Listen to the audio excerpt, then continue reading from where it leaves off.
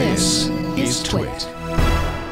After over 3 years in development, the FBI has announced that its Next Generation Identification System, or NGI, is now fully operational.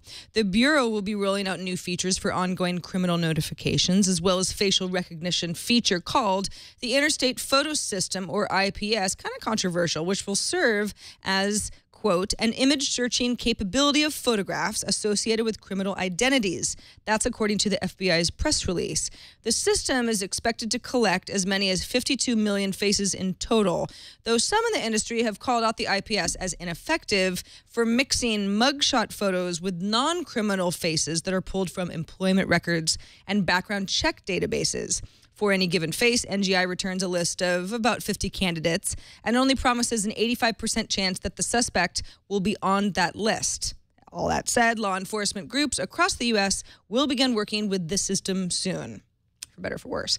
Today, Google published its 10th transparency report covering government requests for user data. And guess what? The government's been busy. According to the company, worldwide data requests not related to FISA, that's the Foreign Intelligence Surveillance Act, or NSL, which is the National Security Letters. There's been a 15% increase in requests compared to the same time last year. And since 2009, the increase has grown 150%.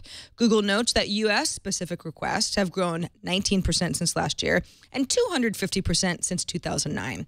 Google believes that the USA Freedom Act, which is currently awaiting a vote in Congress, will curb the mass collection of data, help curb it anyway, because it would prevent the bulk collection of user metadata and allow Google to be more transparent about requests for user information.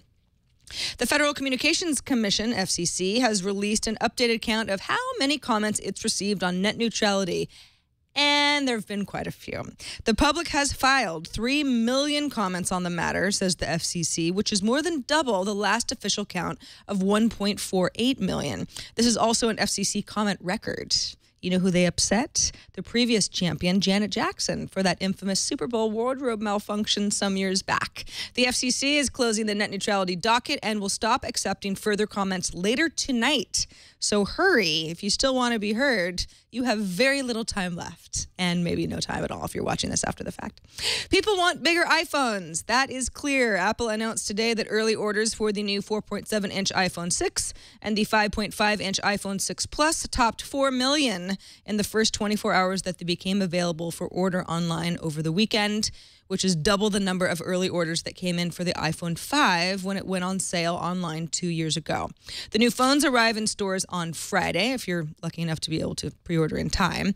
Apple's financial earnings lean heavily on sales of the iPhone, which accounts for about 70% of Apple's profit. Though with the new Apple Watch, I don't know, these numbers might change a bit. Microsoft confirmed today that its rumored Windows event will indeed take place on September 30th in San Francisco.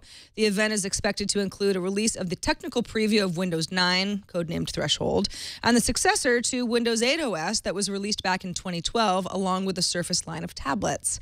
Microsoft isn't expected to release a preview of its updated version of Windows RT that may include Windows Phone components until early 2015, but we'll know more in about 15 days.